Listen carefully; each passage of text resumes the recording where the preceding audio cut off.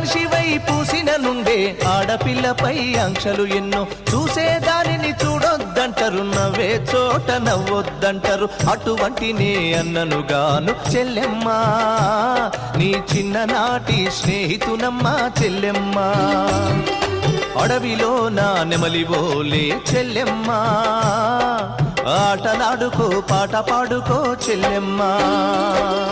మల్లె తీగకు పందిరి ఓలే మస్క సీకటిలో వెన్నెల ఓలే చెల్లెమ్మా